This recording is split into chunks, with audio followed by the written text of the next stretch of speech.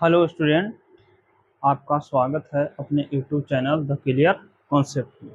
आज हम प्रूफ करने जा रहे हैं पैरेलल कॉम्बिनेशन और सीरीज कॉम्बिनेशन का आर इक्विवेलेंट। ठीक है, तो देखिए, सबसे पहले हम सीरीज कॉम्बिनेशन की बात करते हैं। तो सीरीज कॉम्बिनेशन में होता क्या है? इन दिस कॉम्बिनेशन, इस कॉम्बिनेशन में करंट आर सेम। करंट जो है हर जगह सेम जाएगा, लेकिन पोटेंशियल डिफरेंस क्या रहेगा? इसमें डिफरेंट रहेगा। ठीक है, तो चलो तो ध्यान से समझो। तो अब अगर हम इस सर्किट के बात किया जाए तो यहाँ पर जो पोटेंशियल डिफरेंस रहेगा अलग अलग होगा। मान लेते हैं सपोज दैट इसका पोटेंशियल डिफरेंस होगा V1 और इसका पोटेंशियल डिफरेंस होगा V2। ठीक है, तो अब देखो करंट जो है इधर से इधर जा रहा है, पॉजिटिव टू नेगेटिव जा रहा है। ठीक है, तो हम क्या जानते हैं? अगर हम इसका आर इक्विवेलेंट निकालते हैं, मतलब हम बाय ओम्स लॉ से क्या जानते हैं?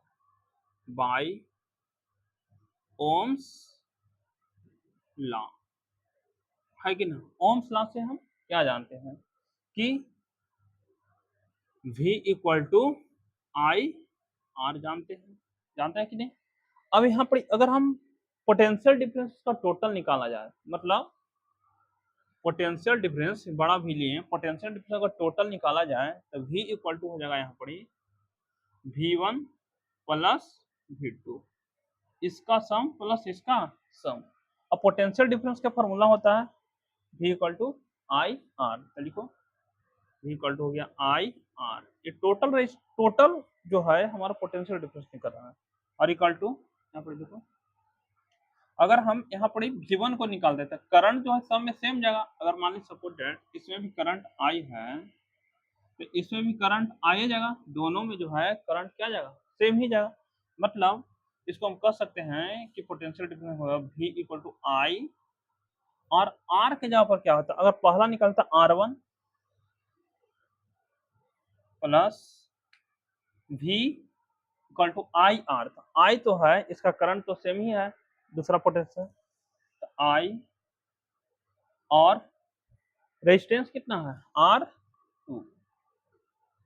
ठीक है, तो आई इक्वल टू जो होगा आई आर इक्वल टू होगा, यहाँ पे देखो दोनों में आई है तो आई को हम कॉमन ले सकते हैं, तो आई इक्वल टू जो होगा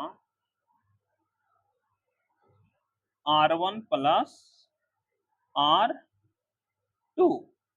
ठीक है, अभी आई से आई कैंसिल हो जाएगा था, R इक्वल टू जो होगा हमारा R1 प्लस R2। अब थोड़ा सा समझिएगा इसको, है ना? अब ये R क्या निकला? R जो इस सर्किट का पूरा रेजिस्टेंस निकला, मतलब इसको हम लिख सकते हैं R equivalent equal to R1 plus R2।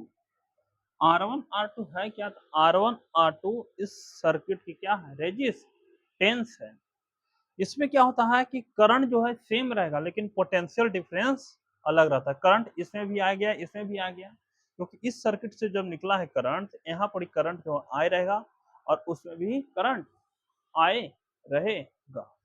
अब देखो, इसका जस्ट अपोजिट है पैरेलल कॉम्बिनेशन।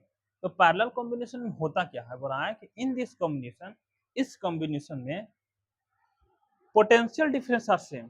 एक मतलब कि इसका पोटेंशियल डिफरेंस और इसका पोटेंशियल डिफरेंस सेम है। सपोज दैट मान लेते हैं कि इसका पोटेंशियल डिफरेंस V है तो इसका भी पोटेंशियल डिफरेंस V रहेगा। ठीक है, बट लेकिन current flow through the circuit, इस सर्किट में जो करंट जो जाएगा वो क्या है? डिफरेंट है। मान लें कि करंट यहाँ से चलना स्टार्ट किया सपोज दैट, तो यहाँ पर जैसे ही आया तो यहाँ दो पार्ट में टूटा, एक इधर गया एक इधर गया। तो मान लेते इसके पास करंट I1 गया, इसके पास करंट I2 गया।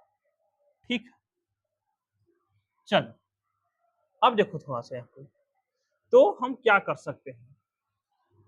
यहाँ पर जो करंट आएगा इसके पास जो है करंट I1 रहेगा, और इसके पास जो करंट रहेगा I2 रहेगा। ठीक,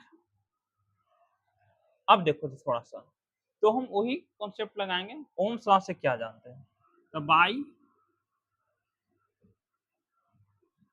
ओम्स लॉ, है ना? ओम्स लॉ से थोड़ा सा हम ओम्स लॉ से क्या जानते हैं?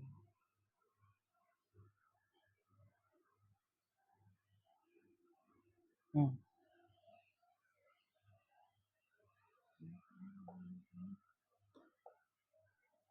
यहाँ पर थोड़ा सा आर लिखाएगा, ठीक, आर डिफरेंट, ठीक है। तो ओम्स लॉ से कहा जानते हैं हम, और बाय ओम्स लॉ,